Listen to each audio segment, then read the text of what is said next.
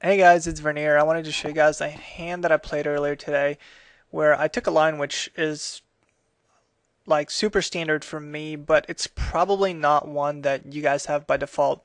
And I'll explain why I took it and I'll show it to you. So I raised ace jack offsuit in the cutoff, which is a totally standard open, and I'm flatted by a player in the cutoff. Now this player is playing 2013 of 133 hands, three betting 5%. So these are like completely standard.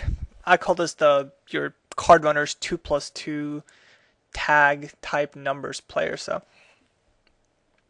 his range here is, I mean, it's mostly like pocket pairs, maybe some suited connectors, maybe some broadways. So we go to the flop, and I flop.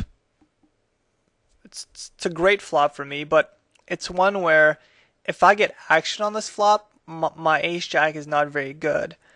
And it's going to be really hard for me to extract value from worse.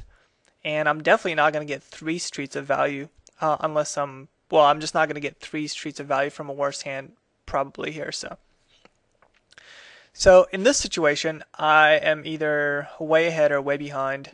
Um, I mean, the only thing that I could think of that I could get value from is maybe a flush draw, but this guy's just not going to be calling on the button with a lot of hands that are going to have a flush draw. I mean, it's just going to be such a small part of his range. So I check it, and he checks behind. So at this point, I am convinced that I don't think he has an ace, and if he does, it's certainly not a better ace than I have. So now I'm just going to go for value.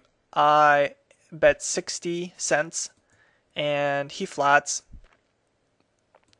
And on the river, I bet again, about half the pot.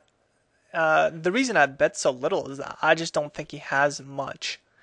And I'm basically hoping to get called by like a queen or worse. And he calls me again. And he ended up having pocket eights. So the line that I took, I think, gets max value from worse hands, allows him to catch up a little bit, just because I feel like I'm so far ahead. And in general, it just kind of confuses people. And when you confuse people, they tend to, or I should say, when you take lines which are unorthodox, people tend to look you up lighter. So if I would have bet the flop, he might have called, but then if I would have bet the turn, he would have folded for sure. So taking lines like this, it's just something to think about. When you've got a pretty good sense of somebody's range and you're way ahead of that, be willing to check just to get more value on future streets.